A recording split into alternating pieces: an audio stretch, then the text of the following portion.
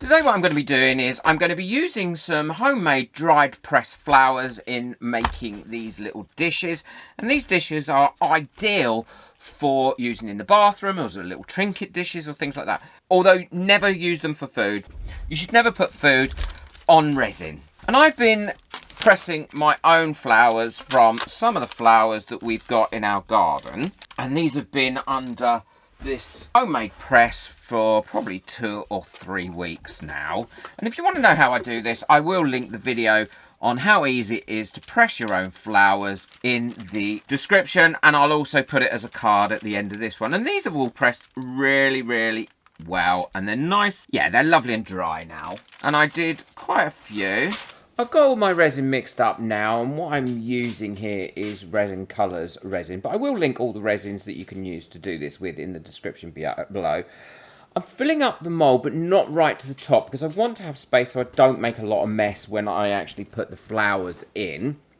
And I'm making sure I get down the edges of each one of these moulds, because the edges can be quite close on these moulds, and you can end up with ridges and bits out of your finished result if you've got trapped bubbles or anything like that put there.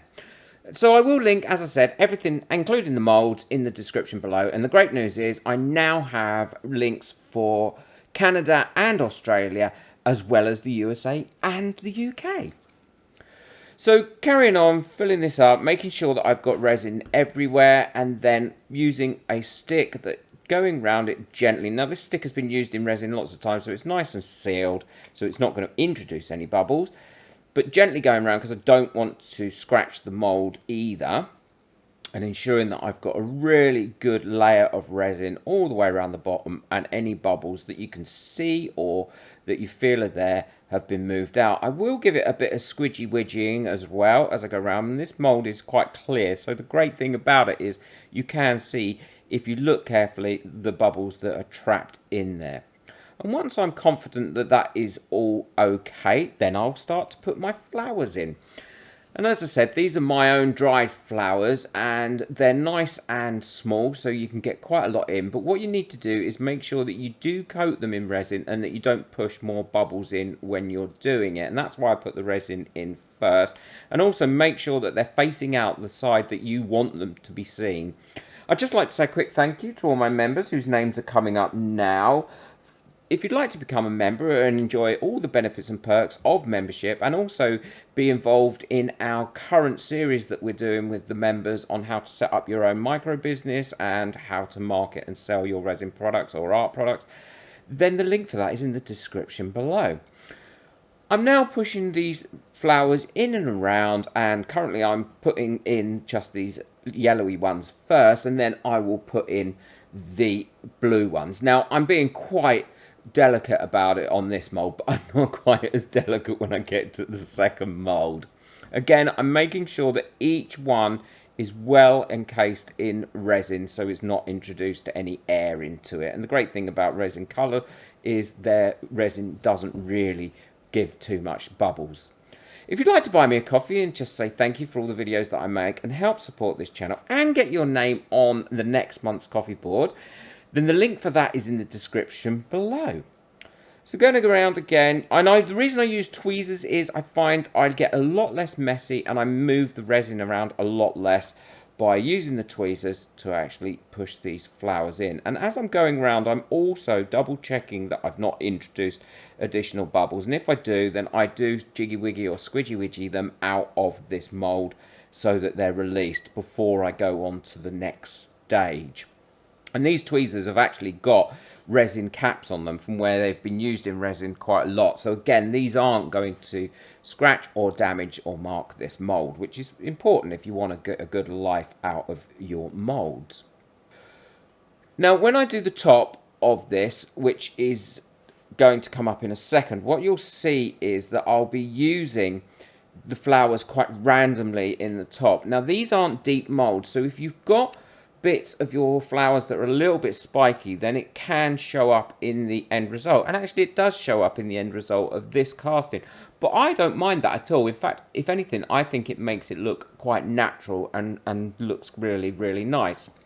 So again, facing the flowers around where you want them. And now this is at the point where I've done enough that I top it up, and I top it up right to the very edge. I try my hardest not to over pour when I'm doing this mould, because I want it to have a nice level base. And that again is important when you're putting these to one side to cure up, is to make sure that you have got them on a really level surface, because if not, what will happen is all the flowers will just move down to one end of the mould. And that does happen a little bit with the longer mould, which you'll see at the end, because I didn't quite have that level. So the round one, I've done exactly the same process, and I'm now going to top it up. And as you'll see, when I top this up, I move these flowers around too much in the actual mould itself, and they've all collected up at one side.